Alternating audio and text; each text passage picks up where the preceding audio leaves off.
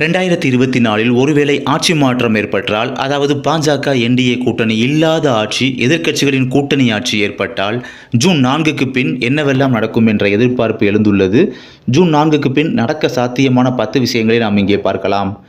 எதிர்க்கட்சிகள் கூட்டணிகள் பல அமைச்சர்கள், மாஜி அமைச்சர்கள், எம்எல்ஏக்கள் சிறையில் உள்ளனர். சிறையில் உள்ள செந்தில் பாலாஜி உட்பட பலர் விடுதலையாக வாய்ப்புகள் உள்ளன.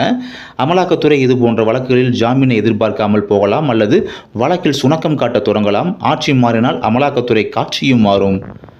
அமலாக்கத்துறை, வருமான வரித்துறை நடத்தும் பல வழக்குகள் கைவிடப்பட வாய்ப்புகள் உள்ளன. தேர்டு பாயிண்ட்டு, ஆளும் தரப்பு மீது அமலாக்கத்துறை, வருமான வரித்துறை வழக்குகள் பாயும் வாய்ப்புகள் உள்ளன. முக்கியமாக தேர்தல் நிதி பத்திரம், பிஎம் கேர்ள்ஸ் நிதி தொடர்பான விசாரணைகள் தொடங்கலாம். ஃபோர்த்து பாயிண்ட்டு, சிஏஏ கைவிடப்படுவதற்கான அதிகாரப்பூர்வ அறிவிப்பு வெளியாகலாம். 5வது பாயிண்ட்டு, அக்னிவீர் திட்டம் கைவிடப்படுவதற்கான அதிகாரப்பூர்வ அறிவிப்பு வெளியாகலாம். 6th பாயிண்ட்டு, எதிர்க்கட்சிகள் ஆளும் மாநிலங்களின் சட்ட மசோதாக்கள் நிலுவையில் உள்ளன. இப்படி நிலுவையில் உள்ள பல சட்ட மசோதாக்கள் உடனே ஒப்புதல் பெறப்படலாம். அடுத்ததாக, மாநில ஆளுநர்கள் எல்லோரும் அல்லது பலரும் அடுத்தடுத்து அல்லது ஒரே நாளில் ராஜினாமா செய்வார்கள், தமிழ்நாடு ஆளுநர் உட்பட. 8th பாயிண்ட், நீட் தேர்வு ரத்து உள்ளிட்ட மாநில அரசுகளின் பல கோரிக்கைகள் ஏற்றுக்கொள்ளப்பட வாய்ப்புகள் உள்ளன.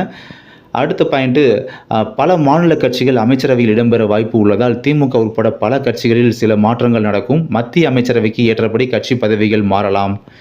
கடைசி பாயிண்ட்டு, யார் பிரதமராக வருகிறார் என்பதை பொறுத்து நாட்டின் மார்க்கெட் விலைவாசி தொடங்கி சட்ட ஒழுங்கு வரை பலவும் ஜூன் 4ஆம் தேதிக்கு பின் மாறும் வாய்ப்புகள் உள்ளன.